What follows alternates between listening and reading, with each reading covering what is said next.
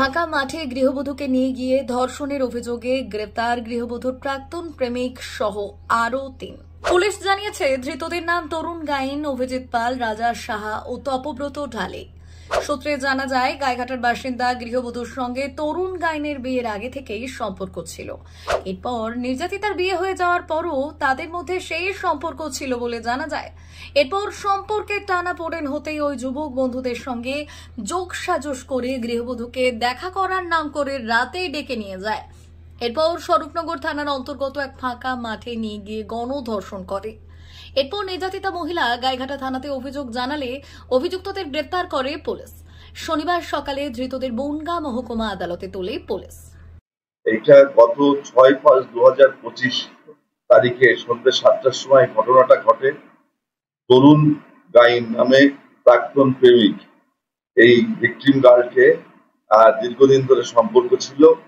পরবর্তীকালে মেয়েটির বিয়ে হয়ে যায় এবং ওর ডেকে আনে এবং ওর সঙ্গে আরো 3 জন বন্ধু ছিল, অভিজিৎ পাল, রাজা সাহা এবং তপব্রত ঢালি।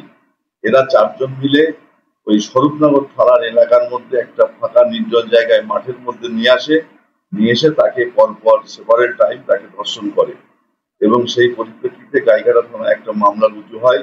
সেই মামলার পরিপ্রেক্ষিতে পুলিশ তাদের গ্রেপ্তার করে এবং তাদের পুলিশ রিমান্ডে নিয়ে ঘটনার পুনর্নির্মাণ করার জন্য এবং ওয়ারিং অ্যাপারেল সেগুলো রিকভারি করার জন্য তাদের পুলিশ কাস্টডিতে পাঠানো হয়েছে এবং এদের বিরুদ্ধে ভারতীয় বিএনএস ধারা অনুসারে 151+3 এবং 70+1 এই যে গণধর্ষণের মামলাটা রুজু হয়েছে। পুলিশ তদন্ত করে দেখছে যে এরকম একটা ঘটনা পরিপ্রেক্ষিতে পুলিশ যাতে দোষীদের দৃষ্টান্তমূলক শাস্তি হয় তদন্তের পরিপ্রেক্ষিতে সেই ব্যাপারটা নিশ্চয়ই আমরা দেখব।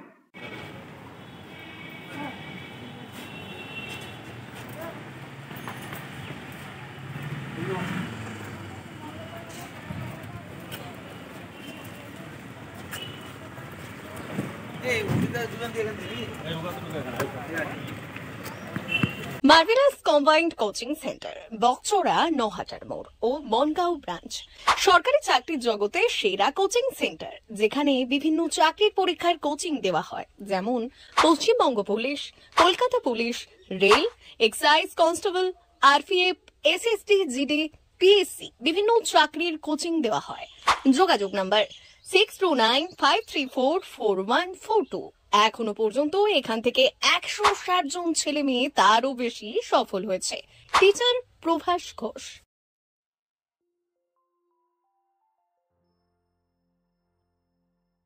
ব্যুরো রিপোর্ট, ভুবনগ্রাম সংবাদ।